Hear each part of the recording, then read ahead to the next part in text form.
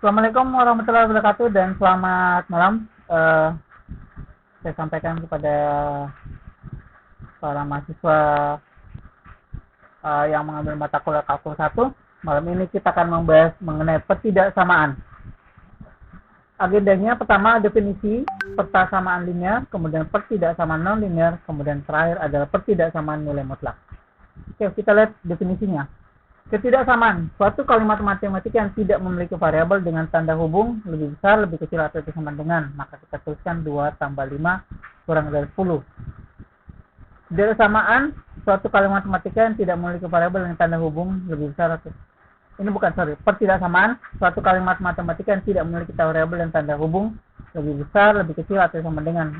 Contohnya 3x tambah 6 lebih besar dari 5.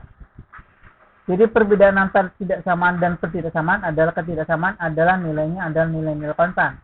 Sedangkan kalau pertidaksamaan ada nilai variabelnya. Oke, kita lihat contohnya, penulisan himpunannya.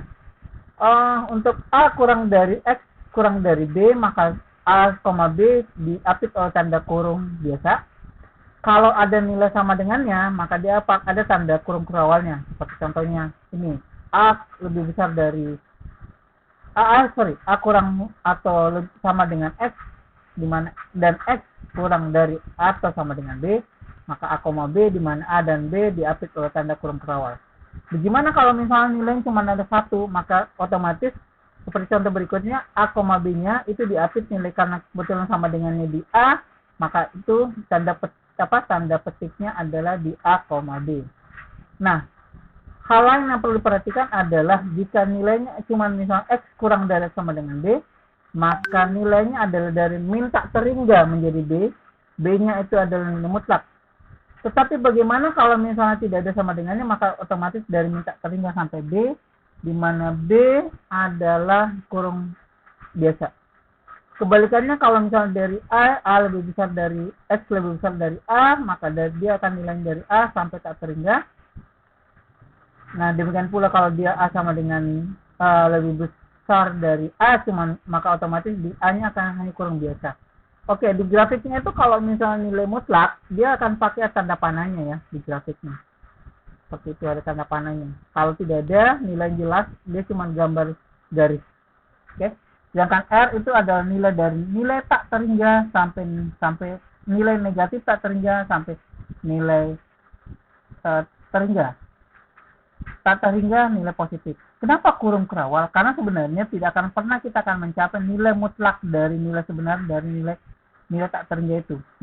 Tidak bisa didefinisikan. Maka kurungnya adalah kurung biasa, bukan kurung siku. Oke, mengenai persamaan kita masuk di persamaan linear. Ini beberapa contoh dari persamaan linear. Persamaan linear. 2x tambah 5 lebih besar dari 3, atau 3x tambah 8 kurang dari x tambah 10. Min 2 kurang dari 2x tambah 3 kurang dari 8, 2x lebih kurang dari 5x kurang 7 kurang dari 8x tambah 3, 2x tambah 8 per 5 lebih besar dari 6, atau 2x per 3 tambah 2 kurang dari 1. Ini beberapa contoh ya dari persamaan. Oke, bagaimana mengenai kaidahnya? Kaidahnya ada dua hal yang kita pahami untuk kaidah penyelesaian persamaan linear. Gunakan ada dua. Pertama disebut adiktif, kedua yang disebut multiplikatif. Jadi, apa itu sebenarnya kaidah aditif dan multiplikatif? Pada persamaan yang dapat menambahkan bilangan real yang sama pada masing-masing ruas tanpa mengubah tanda persamaannya. Ingat yang beberapa materi sebelumnya. Jadi kita bisa menambahkan dua bilangan yang sama. Jadi misalnya sisi kiri di bagian kiri kita tambahkan misalnya tambah 2, maka otomatis sebelah kanan kita harus tambahkan juga 2. Demikian juga sebaliknya. Pada setiap persamaan dapat dikalikan bilangan yang sama untuk masing-masing ruas dengan catatan. Jika pengalihnya adalah bilangan positif atau sama dengan 0, maka tanda persamaannya tetap. Tetapi jika bilangan pengalihnya kurang dari 0 atau bilangan negatif, maka tanda persamaannya kita balik. Seperti itu. Kita lihat contoh di berikut ini. Contoh A. Min 3 kurang dari 2x tambah 5 kurang dari 9. Ingat, kita bisa operasikan dua-duanya. Kita coba menghilangkan nilai 5 supaya variabel 2x-nya tunggal. Maka dua-dua ruasnya kita gimana? Semua ruasnya kita kurang dengan 5. 3 kurang 5 kurang dari 2x kurang dari 9 kurang 5. Habis itu hasilnya kita kalikan min 2, min setengah supaya nilai 2x-nya hilang, maka kita akan dapatkan nilai x itu adalah lebih dari min 4 tapi kurang dari 2. Maka himpunan penelitiannya adalah min 4,2 di mana kurungnya adalah kurung biasa. Nah, coba kalau misalnya nilai variabel itu ada, kita bisa juga diselesaikan seperti hal ini. Misalnya kita punya penelitian 2x kurang dari 5x kurang 7 kurang dari 8x tambah 3. Gimana penyelesaiannya adalah kita pecah menjadi dua bidang. Pertama 2x kurang 5x kurang 7 dan satu lagi 5x kurang 7 kurang dari 8x tambah 3. Supaya nilainya sama-sama mutlak, kita dapatkan min 3 kurang min 7 sama-sama masing-masing dikalikan min 1/3. Maka kita ingat, karena dikali minus, maka otomatis yang tadi awalnya kurang dari, dalam simbolnya menjadi lebih dari. Jadi x lebih besar dari 7/3, kemudian x lebih besar dari min 10/3. Oke, maka kita dapatkan penyelesaian. Ingat penyelesaiannya 7/3. Karena nilainya adalah nilai memenuhi itu adalah mulai dari 7/3 ya. Mulai dari nilai 7/3 ke kanan. Maka digambarkan seperti x lebih besar dari 7/3 atau HP-nya 7/3, tak tertinggal. Oke, kita masuk di pertidaksamaan non-linear. Apa sih pertidaksamaan non-linear? Kita tetap untuk menyelesaikan, kita tetap menggunakan kaidah sebelumnya, yaitu kaidah additif dan multiplikatif. Seperti pada peta sama linear. Buat ruas kanan sama dengan 0. Buat ruas kiri menjadi faktor-faktor linear. Jika ruas kiri merupakan bentuk fungsional rasional, buatlah masing-masing penyebut dan pembilang menjadi faktor linear sendiri. Tentukan nilai 0 fungsi dari faktor linear pada ruas kiri. Dengan menggunakan garis bilangan real, tentukan ruas interval dengan pembagi titik di titik 0 fungsi yang diperoleh. Dengan menggunakan sampel bilangan pada masing-masing ruas interval, maka jika positif merupakan daerah penyelesaian yang dari persamaan lebih dari atau kurang lebih dari atau sama dengan. Jika negatif merupakan dari penyelesaian dari persamaan kurang dari atau kurang dari sama dan sama dengan. Oke, kita lihat contohnya. Contoh A. Kita dapat contoh A ya. X pangkat 2 kurang X kurang 6 lebih besar dari 0. Ingat pemfaktoran pelajaran minggu lalu? Kita masih ingat ya? Maka kalau kita faktorkan sebenarnya kita akan dapat X tambah 2 dikali X kurang 3 lebih besar dari 0. Kalau kedua faktor itu kita pisah, maka kita akan dapatnya sebenarnya aslinya X tambah 2 lebih besar dari 0. Kemudian X-nya kita pindah, karena dia berpindah, karena dia ditambahkan minus di kedua ruasnya, bisa bilang, maka tanda berubah dari X-nya yang awalnya lebih besar dari menjadi kurang dari 2. Atau X lebih besar dari 3. Maka kita dapat himpunan penyelesaiannya adalah gabungan keduanya.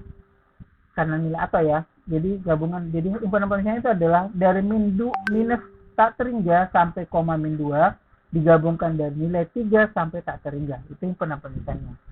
Kemudian bagaimana kalau misalnya dia dipecah menjadi 3x tambah 5 dibagi 2x kurang 1 lebih besar dari 2. Kita dapatkan nilai min 2 ini kita pindahkan ke sebelah, ke ruas kiri, maka kita dapatkan supaya dia hilang jadi 0 gimana? Kita berarti ruas kanan harus kita kurang 0.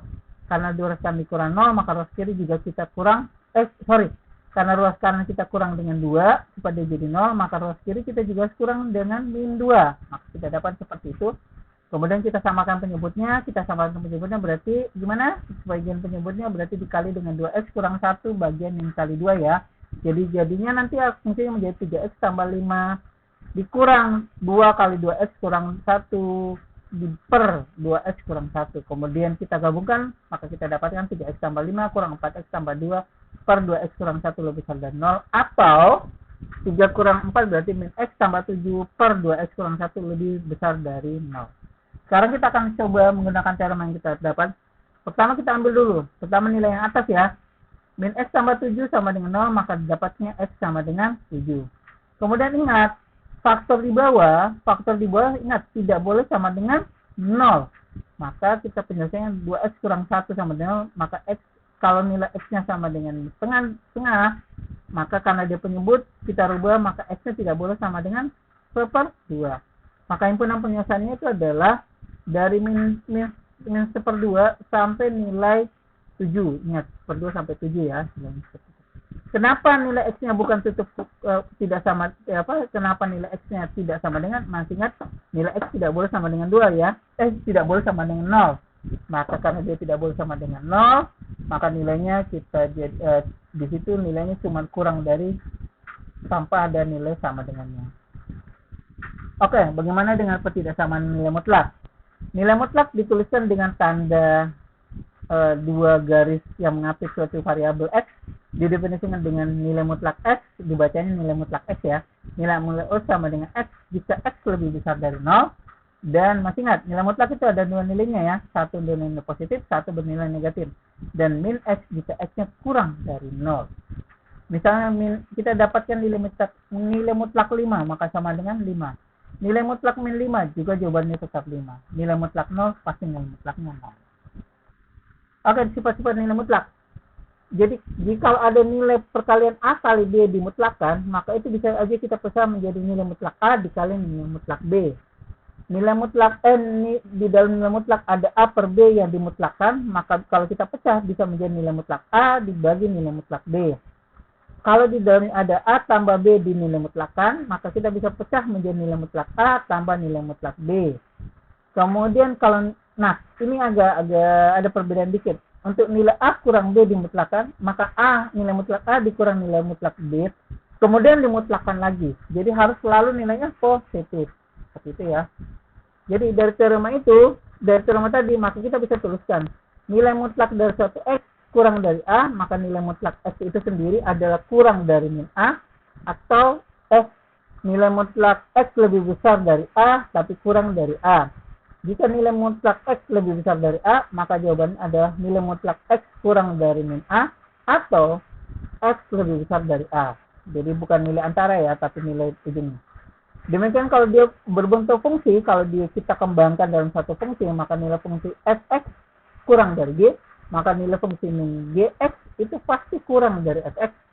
Dan nilai fx pasti kurang dari Gx. Demikian kalau terbalik, nilai mutlak dari suatu fx lebih dari Gx, maka kita bisa tuliskan bahwa nilai fungsi fx itu pasti kurang dari nilai min Gx, dan fx lebih besar dari Gx.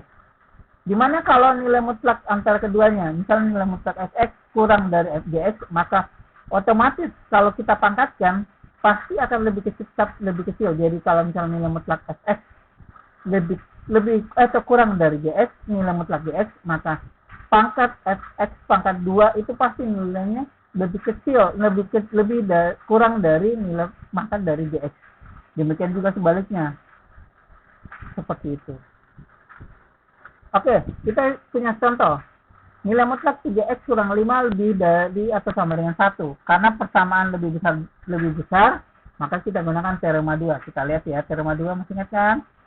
Teorema 2 ini. Nilai mutlak x dari A, maka min x kurang A. Maka kita akan jadi 2. 3x kurang 5 kurang dari sama dengan 1. Masih ingat kenapa dia berubah tanda? Karena dijadikan min 1. Oke ya, min 1 ya. Masih ingat yang teorema 2 ya. 1. Jadi nilai mutlaknya itu 1. Jadi 1 min 1, 1, 1. Nah, yang untuk percampuran pertama kita dapat 3x kurang dari 4. 3x, maka x sama dengan kurang dari x sama dengan 4 per 3. Yang satunya lagi 3x kurang dari 6.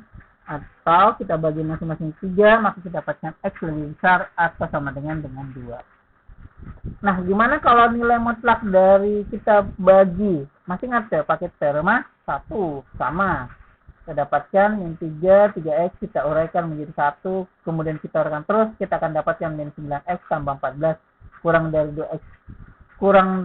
Min 9x tambah 14 per 2x kurang 5 kurang dari atau sama dengan 0. Kemudian kalau sisi satunya lagi, karena kita uraikan, kita akan dapat min 3x tambah 16 per 2x kurang 5 kurang dari 0. Nah, kan ingat persamaannya, berarti masih ingat ya persamaan tadi ya. Kita ambil salah satu persamaan. Min 9x tambah 14, kita samakan dulu dengan 0 untuk dapatin nilai x-nya. X sama dengan 14 per 9. Masih ingat? Karena ada pecahan, ingat penyebutnya itu tidak boleh sama dengan 0. Kita cari nilainya, berapa sih nilainya? 2x kurang 5 sama dengan 0, maka x kalau x sama dengan min 2, 5 per 2.